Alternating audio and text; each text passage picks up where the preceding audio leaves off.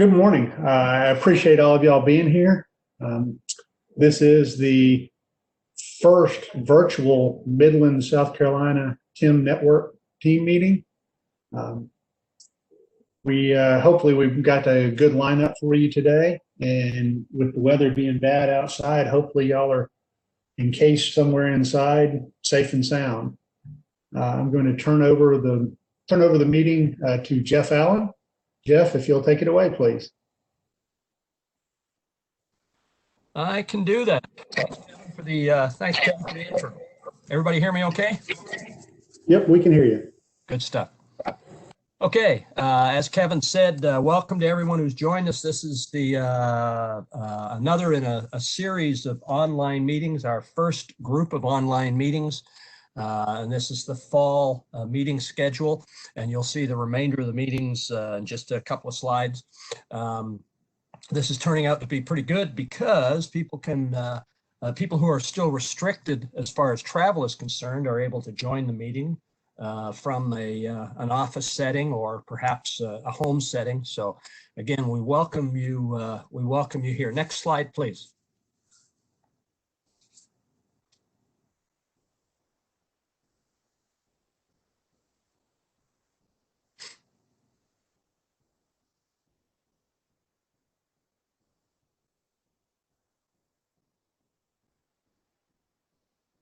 And we're still waiting. You can see if you've got questions, use the chat feature or network@sctimnetwork.com. If you have some questions, please let us know. You'll also get all of our contact information as we go through the presentations today.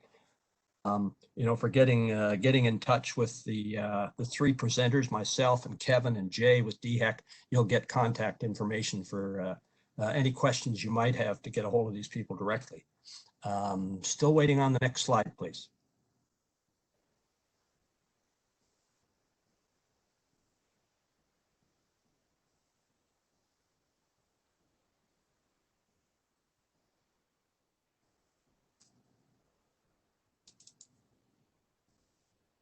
Can you guys see it now? No. I do. Yeah, I see it. Sorry, there seems to be a little bit of a delay.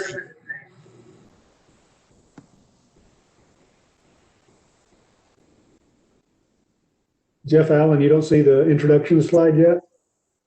Just the Midlands online team. Oh, there's a lot of feedback in the background.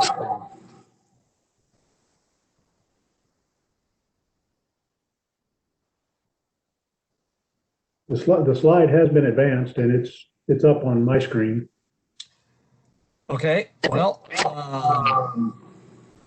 why don't you, Kevin, why don't you go through your presentation? And there's a ton of feedback through this. So why don't you go through your presentation? I'll log out, log back in and see if I can pick this up properly.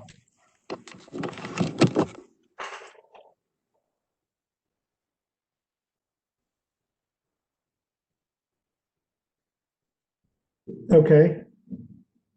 Well, folks, sorry about the technical delays here. The weather is really messing with the internet connections on some people, and our actual host was out of power today, so we had to go to an alternate host. My name is Kevin Smith. I am 29-year retired law enforcement from Georgia.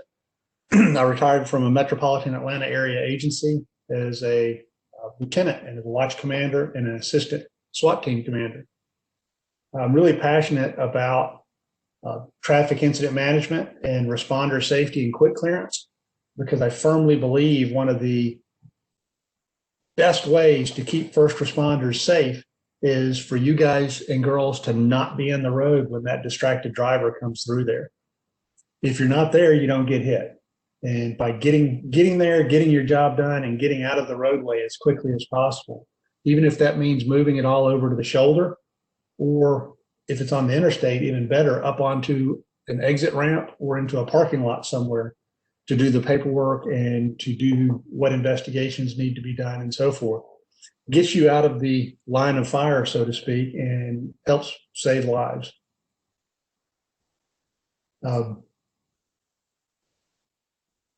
If we are here. Everybody that should be participating in this should be from any agency or any discipline that responds to a scene of a traffic incident or assists in the scene of a traffic incident. Law enforcement, firefighters, EMS personnel, SHEP personnel, towing and recovery professionals, an integral part of the program. One of the things that the law enforcement, firefighters, and EMS all are emergency vehicles. They all have lights and sirens to get through traffic. But SHEP and tow and recovery typically have to go with the flow of traffic to get there. And tow and recovery traditionally is one of the last people that law enforcement call and one of the first people that we want there, because the road's not going to be opened until the tow and recovery professionals get there, assess their scene and how they're going to recover those vehicles to get them out of the roadway. DOT needs to be included. DHEC needs to be included. Any other hazmat services, coroners, a huge part of this program. Whenever you have a fatality crash, the coroner has jurisdiction over the body, and many times nothing can be touched in that car or with that body until the coroner gets on scene and can make a determination that it's okay to move the body. Sometimes the coroners might be an hour or two away, and even though law enforcement will continue their investigation, if they can work with the coroners and the coroners trust law enforcement not to quote unquote contaminate his crime scene, many times the vehicle itself, the body can stay in situ in the vehicle, and the vehicle itself can be moved completely off the roadway after pictures and proper documentation is done, as long as there's good cooperation and trust built between law enforcement and the coroners associations. Next slide, please.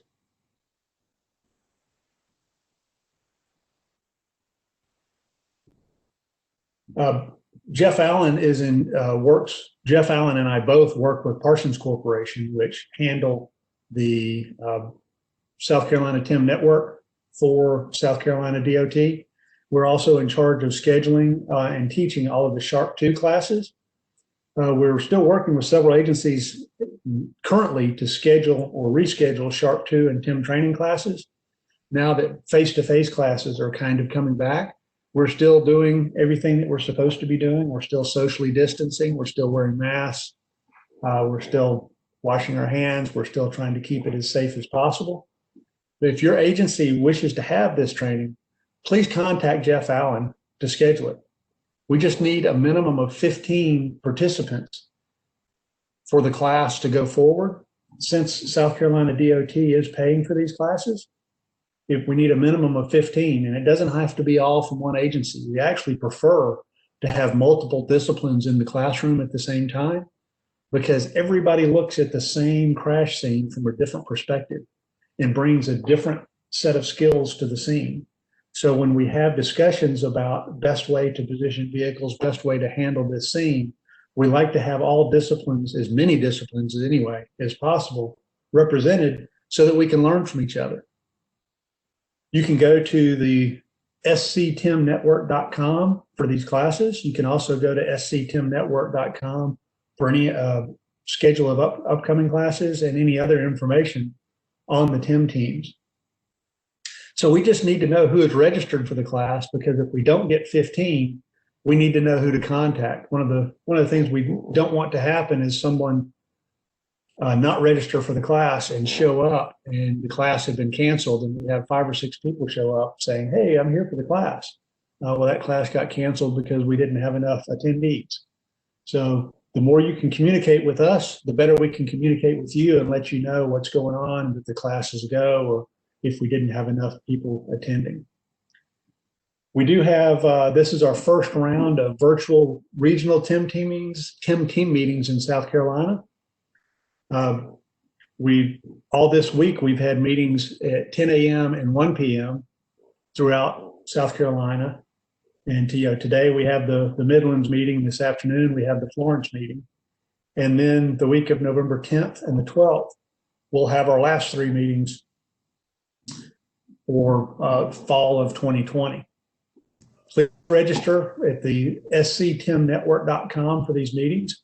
If you're going to miss your quote unquote, your meeting because you have some other work related function and you'd like to attend one of the other meetings, there's no problem with that. Please register and log in and we'll get you the information. Also, all these meetings are recorded.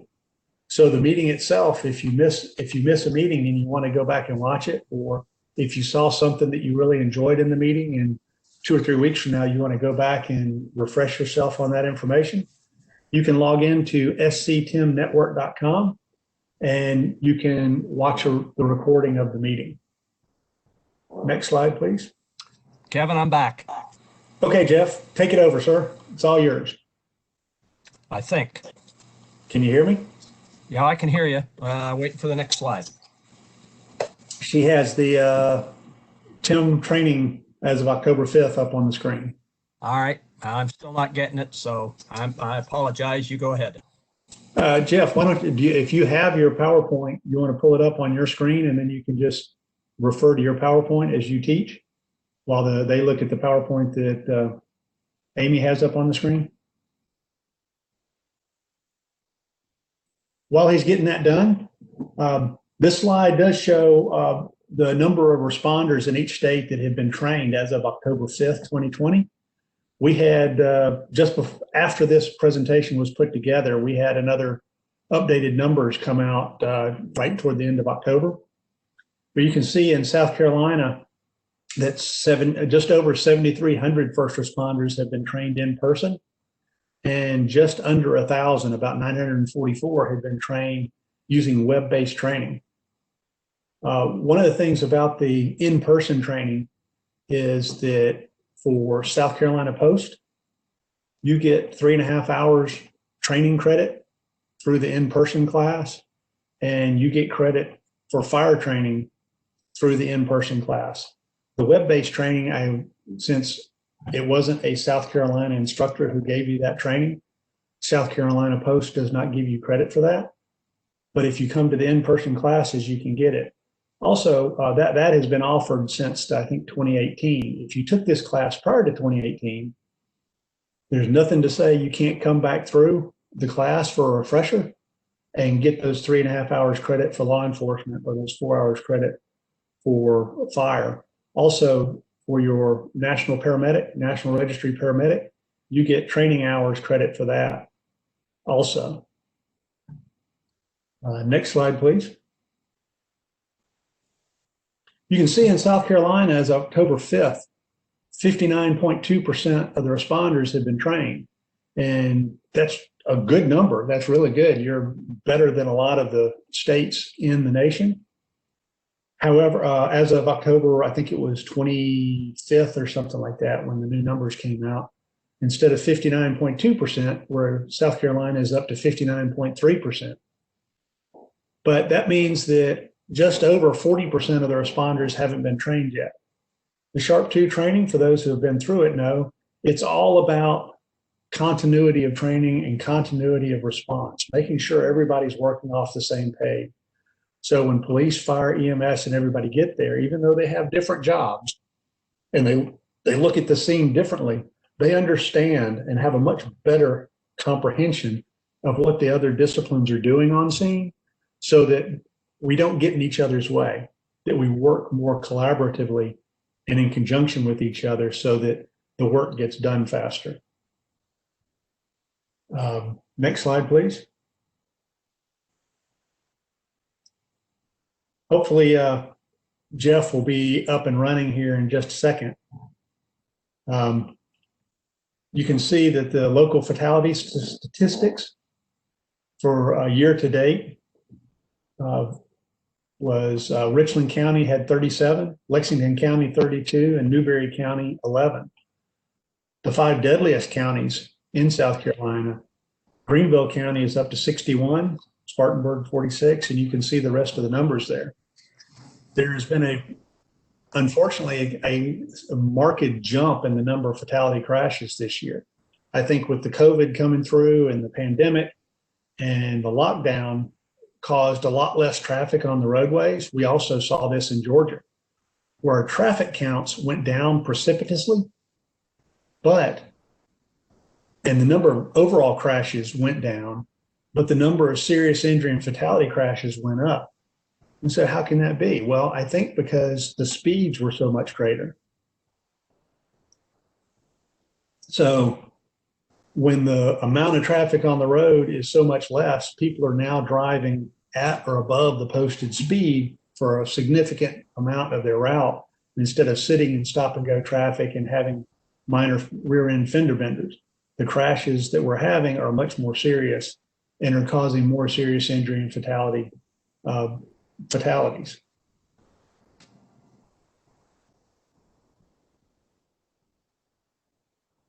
Again, hopefully Jeff will be able to pick up here shortly, but year-wide, statewide fatalities are shown at 799. You can see Richland, Lexington, and Newberry County having 37, 32, and 10 so far. Those three counties count for approximately 10% of the fatalities in the state so far year to date.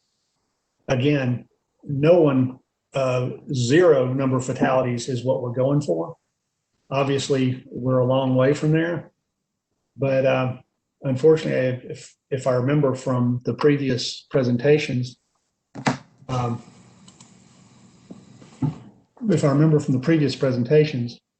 the number of fatalities is up over the last couple of years. So, as Jeff would say, I'd love to see 5,000 state troopers out there on the road, so that every few miles a state trooper would be there. But unfortunately, we just, no state has the kind of money it takes to put that much manpower out on the road to try to slow traffic down and to reduce those fatalities.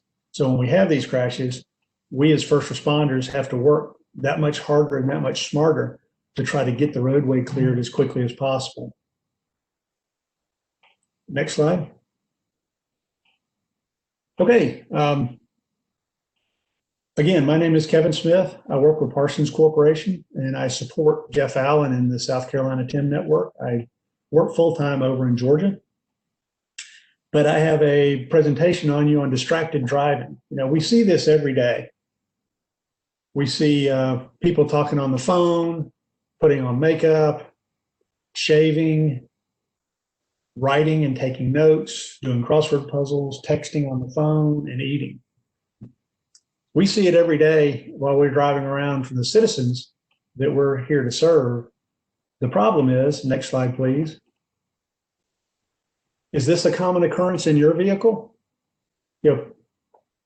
Fire service and EMS typically work with a minimum of 2. Fire service, usually 3 or 4. You've got a right seater that can control the laptop and the radio, leaving the apparatus operator to do nothing but drive, which is a great, great system.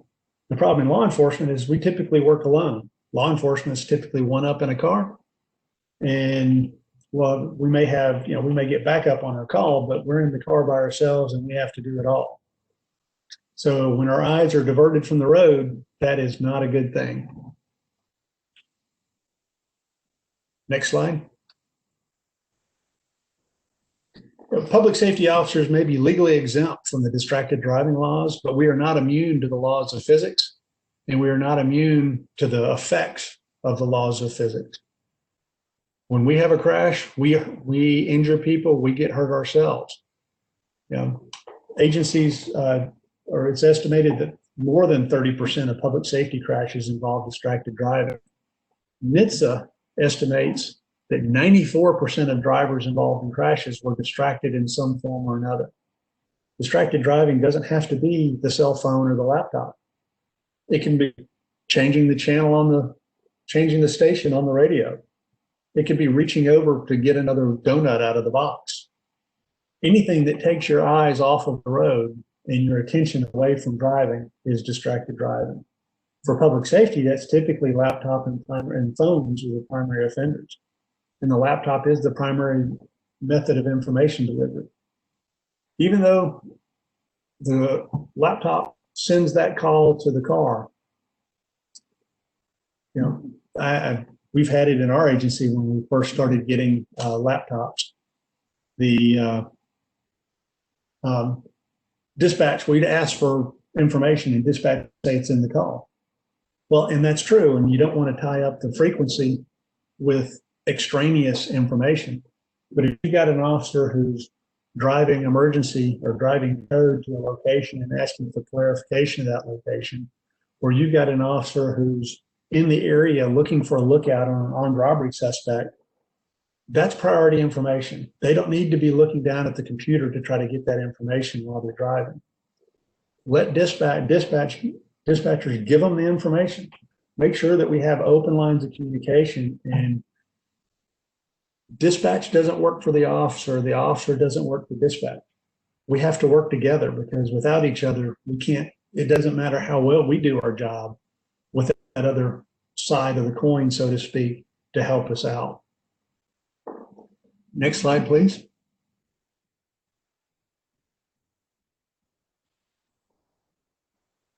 This is a graphic of, on the left, what a driver, quote unquote, sees out the front windshield of their car while they're driving when they're not distracted. And on the right-hand side, that's a graphic of a driver distracted by a phone, a GPS, texting, or whatever. It shows that they see, quote unquote, see only about 40% of what they would if they weren't distracted. You say, well, how can that be? Well, studies have shown that audio stimuli takes precedence over visual stimuli in the human brain. When we attempt to multitask or do all these different things, our visual range decreases. This may go back to prehistoric days when it was more important to hear that saber-toothed tiger than to see it. By the time the caveman saw that saber-toothed tiger, it was probably too late. He wasn't going to be able to outrun it. So the brain, the eyes, bring all this data and all this stimuli in. The brain has to process it. And that brain, when it starts processing these signals, that audio cue takes precedence over the visual. And this can even be a conversation being had with someone in the car with you. That's an audible stimuli. That conversation, if you get too in depth in that conversation, you lose track of what's happening out on the roadway. So, and you say, well, I use hands-free. It doesn't affect me. Well, it does. As a matter of fact, when cell phone use first started coming out, and national insurance institutes and NHTSA and Federal Highways started doing their studies, they used to test for both handheld and hands-free use to see how bad the distraction was. And after about 10 years of study, they realized that the difference between handheld and hands-free is minuscule. It's less than one standard of deviation in statistical analysis. And it was so minuscule that all these agencies stopped testing it both ways. They only test whether you're using it or not, whether it's hands-free or not. So saying, well, I'm using it hands-free, I'm safe, is a misnomer. It's not exactly true. Next slide, please. This next slide is a video of a bicyclist who pulls up at an intersection, a stop sign, and is looking at traffic. Okay, here we go, it's going. You can see a white patrol car coming there on your right, and as the patrol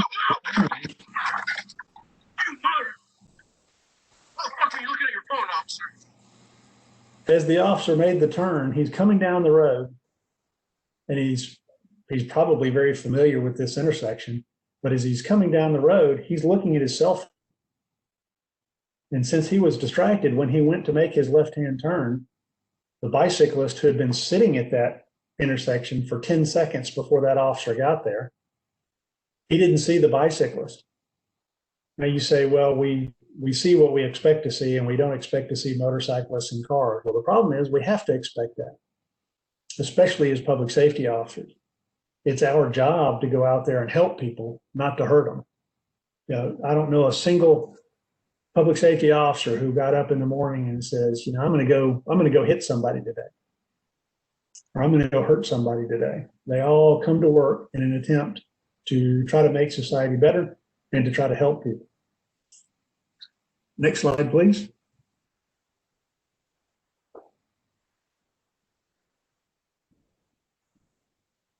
It's constantly warn us about the danger of distracted driving.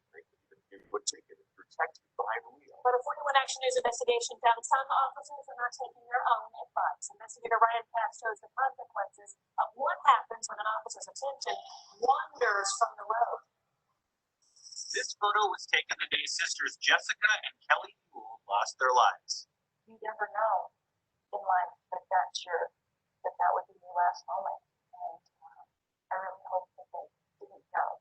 It was the day after Thanksgiving in 2007. Kim Schlau remembers seeing the coroner walk up to her house. I didn't want to open the door because if I opened that door, it became real. Until I opened that door, I still had 3 daughters. Jessica and Kelly died in a horrific head-on collision with an Illinois state trooper.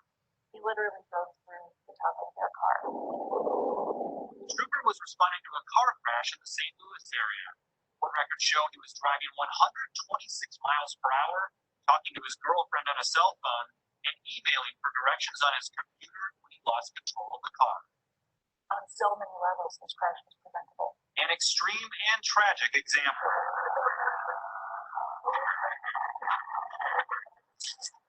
He found video of other crashes that never made headlines. Watch as this Missouri state trooper driving 60 while looking at his computer drifts off the road and then loses control. 41 Action News investigators looked through 40 crash reports in Missouri, all with a common cause: distracted driving by law enforcement. Watch out.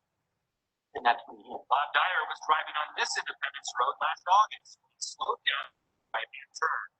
Police officer driving behind him never even hit the brakes. Bob's head smashed the back window of his truck. He says, "I'm so sorry. I was looking at my computer." We read similar stories all over the state. Officers get into wrecks because of distraction. And just listen to the close call a sheriff's deputy had last year. He was phone and approaching a railroad crossing in rural Johnson County, Missouri. He says he didn't see or hear the train coming until the very last second when he slammed on the brakes. The train collided with the bumper on the deputy's car and actually spun it around so it was parallel with the train tracks. That deputy just a couple feet away from losing his life. We found distraction is cited as the main cause in an average of 3 police crashes every month. Yeah, it's very distracting. Sergeant Andy Coates, a state patrol veteran of 17 years, admits there's a lot competing for his attention these days. Black Fort Worth. Along with the radio, there are lights and sirens, radar technology, and most of all, the laptop sitting right next to the wheel. Officers are wrecking squad cars all over the country because they're distracted because they're looking to focus on something else. It's such a problem that Keith Wenzel, a longtime sergeant with the Dallas Police Department, now leads a crash course in distracted driving. From fender benders to serious wrecks. His message to officers: can't divide your focus between computers and the road. They get complacent in what you do and realize, well, I can do all these things and still maintain control of my vehicle, when the reality is, you can't.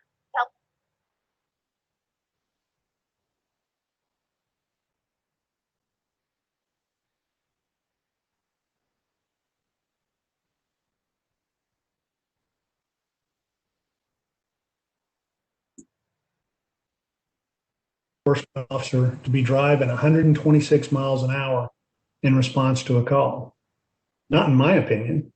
I mean, you are at 60 miles an hour, you're traveling 88 feet per second. 126 miles an hour, you're probably traveling, I don't know, 150 feet per second, 140 feet per second. So you're covering the distance of a football field in less than 3 seconds.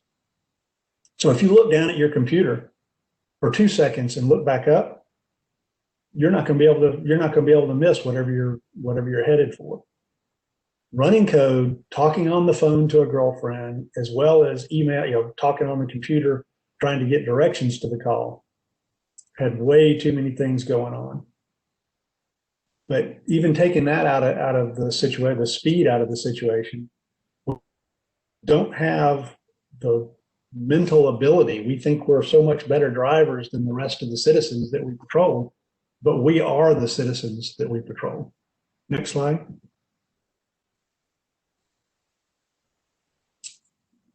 Here's what happens when an officer is looking at the computer instead of at the roadway.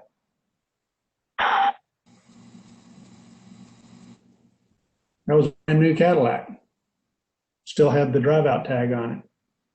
The woman was injured and went to the hospital. This was from my agency. She went to the hospital. The city ended up paying out about $100,000 to replace her car to pay her hospital bills and everything, because it was clearly our agency's fault. The driver wasn't paying attention. Next slide. Some suggestions to prevent that crash from occurring. Use the radio. It's old school technology. It's old school technology, but it works. It gets to you the information you need. Close that laptop lid to make it less appealing. There is technology out there that will lock your laptop so that you can't manipulate it or change the screen, so that the screen that is up, if you have the call with the information up, you can still look at it. There's also technology out there that'll blank the screen when the vehicle's in motion, so you can't use it at all. If at the end of the day, if you need to use the laptop while you're driving, pull off the side of the road. If you need to send that email, if you need to finish writing that report, don't do it at the stoplight or while you're driving. Pull off the road and get it done. Next slide.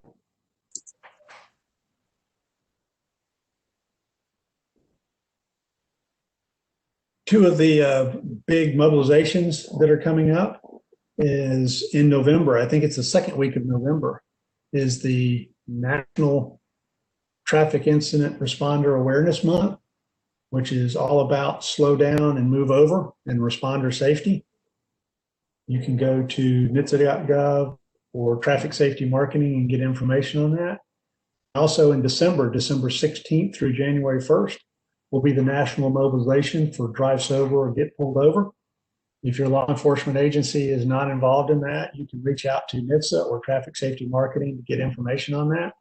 And hopefully your agency can participate in those mobilizations. Anything we can do to make our roadways safer, keep the traffic flowing, and get us out of the roadway more quickly, our job done, is a good thing. Next slide. If you have any questions or comments, I'd love to hear them. I'd love to be able to help you.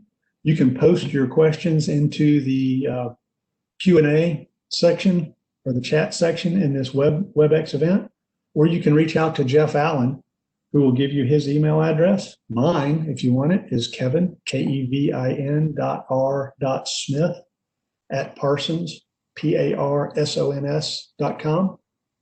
But you can reach Jeff Allen at jeff.allen@parsons.com. And if he doesn't know it and I don't know it, we'll find somebody who does know the answer for you and make sure we get you the information. Hopefully this has been an informative presentation, and I will turn it over to Jay Cox from South Carolina Department of Health and Control. Jay, are you there? Yeah, Kevin, I am. Can you hear me? I can hear you fine, sir. I'm going to mute myself and go right ahead. Okay, thank you. All right, I am Jay Cox. I'm with the South Carolina Department of Health and Environmental Control. I'm out of the Myrtle Beach office, and I'm currently the Environmental Response Coordinator for our area, which includes Horry, Williamsburg, and Georgetown counties. This presentation is basically meant to provide some general information on DHEC's environmental response to a reported spill or release. And we also have try to have the understanding that each county or region within the state is going to have a slightly different response capability, available to them, with their DOT and county utilities that they have access to. Next slide, please. So initial notifications, an incident occurs of some type. Just for sake of example, we usually look at like an 18-wheeler or tractor trailer that's had an accident. We have some type of a spill, chemical release, fuel, oil, and usually that first responder needs to make a notification. That number is 1-888-481-0125, and they can make that notification. That's 24 hours. And usually when we get a call, we like to have, whether that's emergency management or a 911 dispatch operator, to be able to give us a number that we can reach to either that fire personnel, incident commander, or highway patrol officer that is on the scene, so we can make some contact with them and give them some information on what we're going to be doing and stuff like that. So, and we'll also provide our number to dispatch, to give to that first responder as well.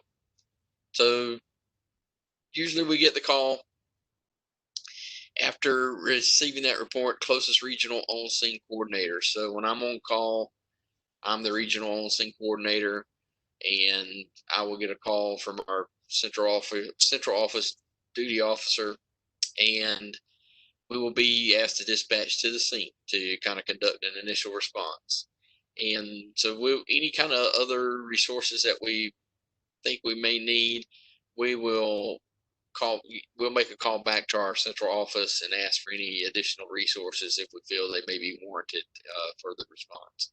Next slide. So our DHEC responsibilities en route to the scene is to establish contact with the first responders on site and highway patrol, incident commander, fire chief, battalion chief, and start discussing some of the things that's occurring and get some information on the incident that's occurred. So we're also going to be informing that first responder what our ETA is to the site, and starting to get some contact to a responsible party, the truck owner, whoever is responsible for the spill that has occurred. We're going to be asking them to get stuff together so they can start getting a cleanup going. And that is going to involve controlling the release or spill at the source. If that's a fuel tanker truck that's had its storage tank punctured, what can we do to try and stop that release? What can be done to contain the release once it's kind of impacted the ground or pavement? And what kind of steps are going to be taken to try and clean up that release properly? Next slide. Additional information we're going to be gathering. A lot of times this again is occurring while we're making our way to the scene or making some phone calls before we leave. Is what time did it occur? What type of material was released? What quantities were released? Are there any known hazards with that particular material that was released? What safety data sheets may be available? Any manifest or shipping papers? Is there a responsible party that is on site, and is there a possible cleanup contractor that is currently en route to the location as well? Next slide. So again, identifying the extent, volume, impacted areas with potential to be impacted, and other areas of concern. So we're looking at, what is this going to impact? Is it going to be confined to just one single kind of piece of property? Is it going to affect many different property and property owners? Is it on a highway? Is it in right of ways or state owned property, stuff like that? And we're going to be, if we have a responsible party on site, we're going to be gathering their information, their company name, address, phone number. Insurance company there is basically because a lot of times the insurance company is who will have on contract or hire the third party contractor for cleanup. And then we'll also be relaying any details of the incident to that responsible party as far as, asking them these questions. Do you have a cleanup contractor? Are you aware that your freight truck, had an accident? And so we'll be contacting them and talking with them about details of the incident. Next slide. So a responsible party is not on site. We don't know that information yet. We'll be working with usually the highway patrol officer that's there to try and see if there's anything that they've been able to manage to get some information. Was he able to get some information from the driver? Is there any identification, DOT identification on the truck? We do have some apps that we can try to use to help us with some identification. License plates, again, we go back to the Highway Patrol for some information on that. And any of that we gather, we can also, reach back out to our central office and give them some of that information and have them try to help us as well with identifying somebody. Next slide. So DHEC responsibilities for cleanup.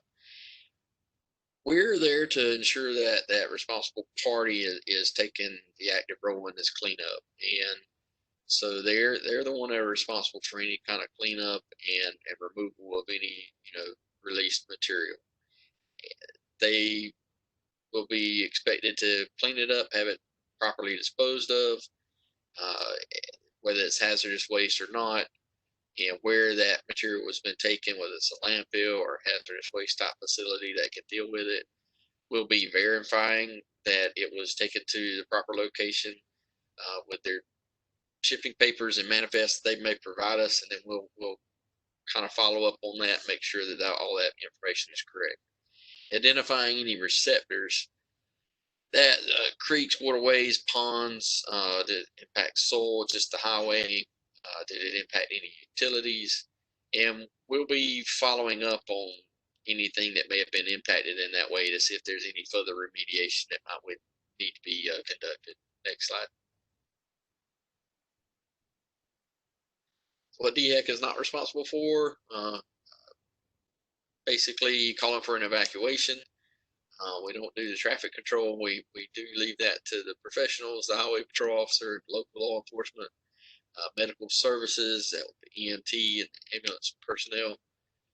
Public safety, we leave that basically to the fire department or fire marshal if there's questions about should power be turned off to something or back on to something. That can also involve the county emergency management personnel. And then roadside cleanup, again, that's going to be performed by that third-party hired contractor, by the responsible party. And many times they will need to coordinate with state or DOT for having some traffic safety to come in and do any traffic control while they're in the process of doing some cleanup. Next slide. So it's just some examples of what a first responder kind of might see. Tractor trailer transporting some type of chemical, and so we a lot of times we may be asked to help identify what the chemical is, what its properties are, whether it can get wet, what kind of fire hazard it might be, or inhalation, air hazard it might be, what's the proper kind of cleanup procedure for it, and relaying that information back to the first responders or fire rescue personnel so that they remain safe as well. Next slide. So what we typically see probably more of than just about anything is fuel spills involving tractor trailer 18-wheelers, and it can be a motor vehicle accident. It can be they ran off the side of the road, they flipped, they hit something and punctured a saddle tank. But we're looking at where that release is going and how much we might have to be dealing with. What it's impacting, is it just pavement? Is it in a parking lot? Is it going on the shoulder of the road? Is it down the median of the highway? And that will in turn kind of tell us kind of how what kind of cleanup response may be required and at what level. Next slide. That's typically what we see is punctured saddle tank or damage to a saddle tank in some manner, and it's releasing its contents either on the highway or the highway in the shoulder or in a parking lot or at a gas station sometimes. Next slide.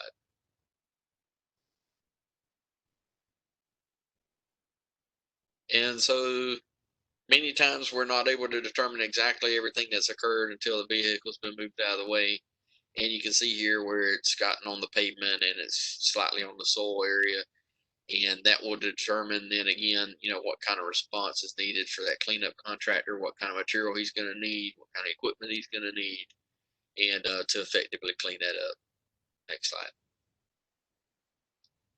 And so, of course, on the pavement, highway, sand, dirt, oil dry, things of that nature can usually be used on the pavement part and be shoveled up and either placed into bags or containers.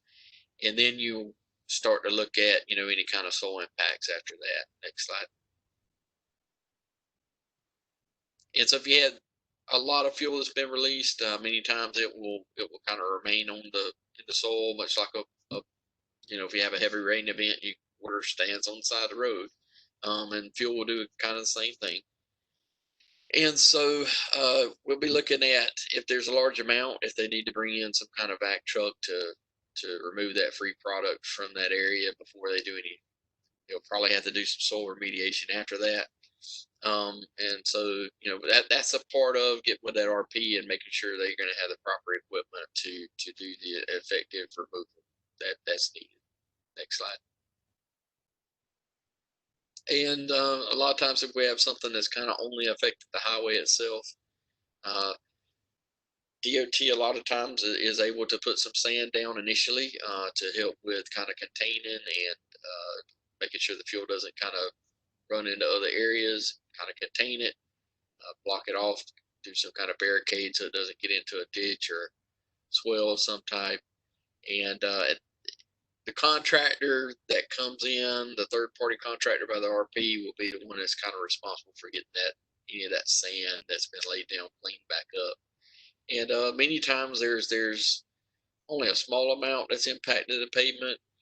It is extremely difficult to get fuel off of the highway sometimes. So, sometimes all that's needed is the sand, and that'll help dry it up through evaporation and other natural means of attenuation. A lot of times we just have to, it will be left in place if it's not a very large amount that's been released. Next slide. So RP responsibilities, they are required to make notifications if needed. If there are state or federal regulations that require it, such as National Response Center, Coast Guard notifications, or any kind of county notifications. And so also spill containment, that again gets back to containing the release in a timely and diligent manner. Cleanup and removal of the waste is again performed by that third-party contractor.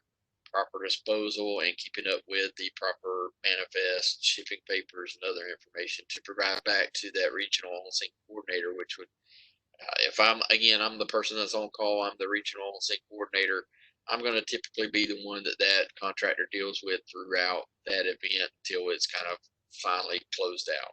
Next slide. And so contact us if you have some, other questions. Our agency main line for our Department of Environmental Response is 803-898-3432. And again, 24-hour oil and chemical spill response notification line, 1-888-481-0125. And appreciate the time for to give the presentation. Thank you.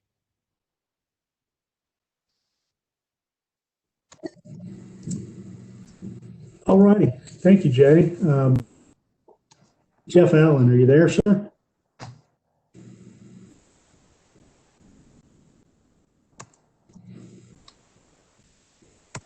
Jeff, can you hear me?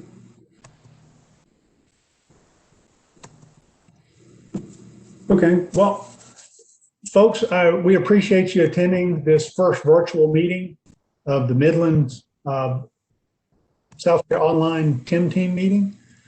Please follow us on Facebook.com at SCTIM Network and Twitter.com at SCTIM Network. And again, down at the bottom right, the SCTIMNetwork.com is the website of the South Carolina TIM Teams. Please refer to that. It has all the information you need for upcoming meetings. If you want to attend other, especially these virtual online meetings, if you want to attend other area meetings, please do so. Please tell your friends. The more people we can get involved in traffic incident management, the better. And we definitely appreciate y'all's attendance today. Amy, is there another slide? Yep, there we go. Contact information. Ray Parker is the South Carolina DOT TIM coordinator. There is his email and phone number information. And Jeff Allen is the Parsons Traffic Incident Management Specialist. There's his email and phone number. Please let us know if y'all have got any questions or suggestions for us, we would love to hear them. And hopefully you've enjoyed the meeting today. As we go forward, if we have to continue with these virtual meetings, hopefully the weather will be a little better and we won't have as many technical difficulties. Thank you very much and have a great day.